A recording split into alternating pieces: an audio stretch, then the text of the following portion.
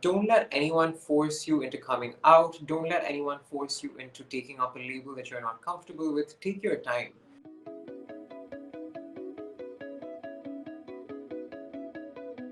Growing up, I had absolutely no idea of what a trans person could be because all I saw around me was horrifying depictions in the media. When it comes to being trans, it's really influenced by intersections of identity. Like in India, depending on caste and class and religion and disability, like it's very variable. So the trans community isn't like a monolith.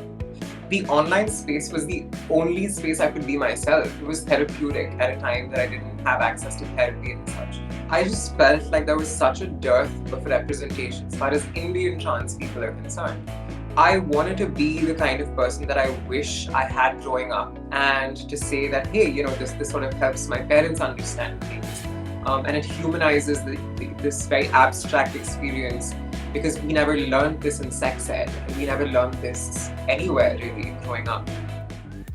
It's important for us to be visible when we have the privilege of doing that. We must be visible and assert ourselves, because we're very actively erased from the mainstream, very actively removed from conversations.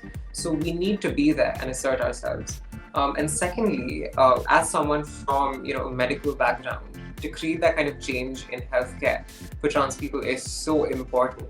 Only very recently was gender incongruence sort of removed from the ambit of mental illnesses and mental health issues, so to speak, right? So unfortunately, that pathologization still exists in medicine, especially in India. You will find trans people, trans women in particular, just getting thrown out of hospitals or like mistreated. And it's so common that even the most basic primary healthcare is inaccessible. For people starting their transitions or just figuring out their identity, I would say, like, give yourself time. Like, I just rushed the process of figuring myself out, I feel, because I was so obsessed with labeling myself and finding like the right words. I just didn't take enough time to really come to terms with who I am. And I continue to deal with internalized transphobia. I continue to deal with a certain amount of self-hatred. So it's a work in progress. There are people out there who are fighting for you. Take your time to understand yourself. And most importantly, like, don't let anyone tell you that you don't deserve to take up space. Take up space. It's important.